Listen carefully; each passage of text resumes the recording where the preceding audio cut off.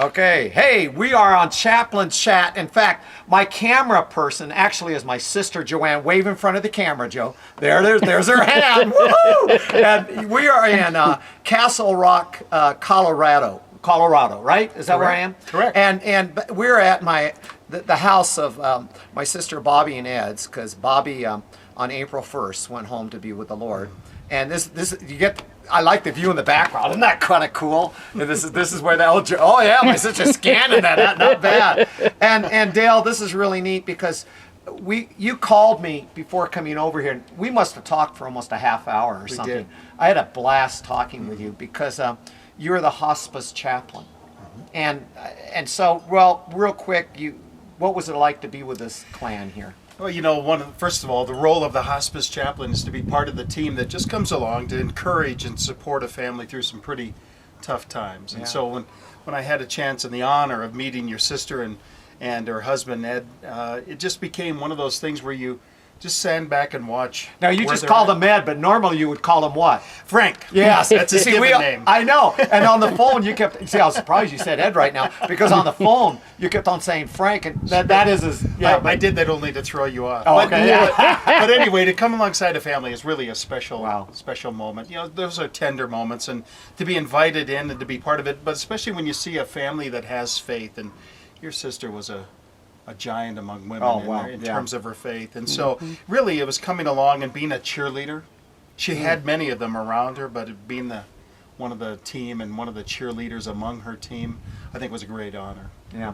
And you got to do that, but as a hospice chaplain, you're not always a cheerleader, are you? Well, there are times, obviously, you have to answer some pretty tough questions. When people go through, sometimes people joke about it, but the death rate is still 100%. And we have to deal with that fact, first of all.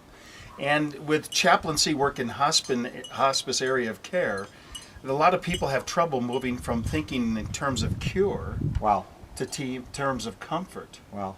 Because they've reached the end and there is no cure. Sadly, that's the issue. And so helping them to transition from cure to comfort is really part of the job. I remember back in seminary, the Kubler-Ross 5-stage, that was the thing because no one really talked about it.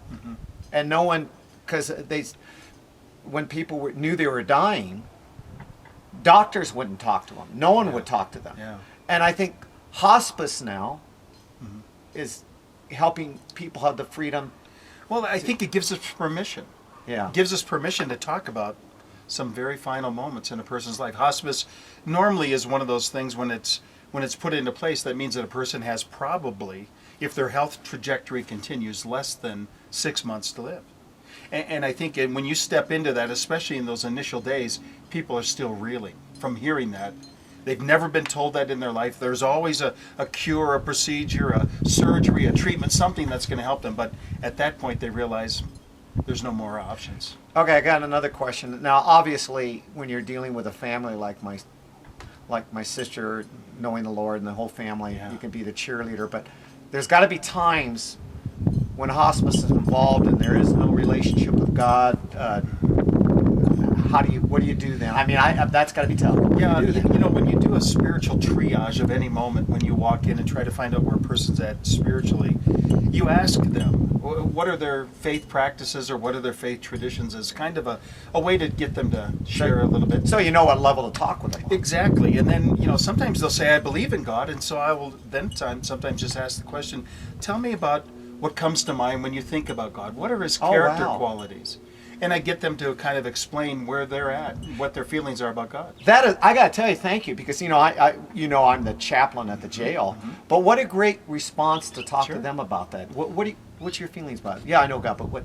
Yeah, it opens the door, because you get an impression, because sometimes views of God that people have can be distorted by things that they see through their earthly eyes. And what if they say, don't have God, don't want to talk about God? Is that kind of stifle what you could do as a hospice person? There's an ultimate question you ask, 30 seconds after you die, what are you going to wish for? And that's a pretty extreme... Wow, that's a good one. That's a pretty extreme question, but sometimes to get people to think about some tough issues, just to encourage them. And again, my whole role is not to drag people to someplace they don't want to be, but to go where they're at, understand, maybe help them, maybe take one more step closer to God, maybe one step closer to Christ. Wow. Hey, this is great. And before I wrap it up, I want to. Is there anything you want to add to this? Dale, I'm going to talk with you a little bit longer after this.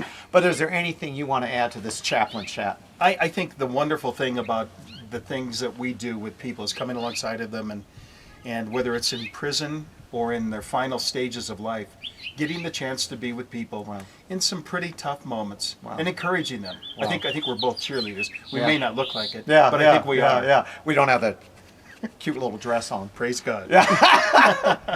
Dale, this is neat. Okay, here's how I sign off Chaplain Chat. This is and if you blow it, we got to do this all over again. I got it. I'm going to say, this is cool. I always say, I want to thank you guys for watching. And Dale, I'm going to say thank you for being on. And you can say Chaplain Chat, but not yet. Okay. Are you ready for this? Ready. Don't blow it, man. Ready. Okay. Hey, I do want to thank you guys for watching. And Dale, this whole family's blessed. And I am too.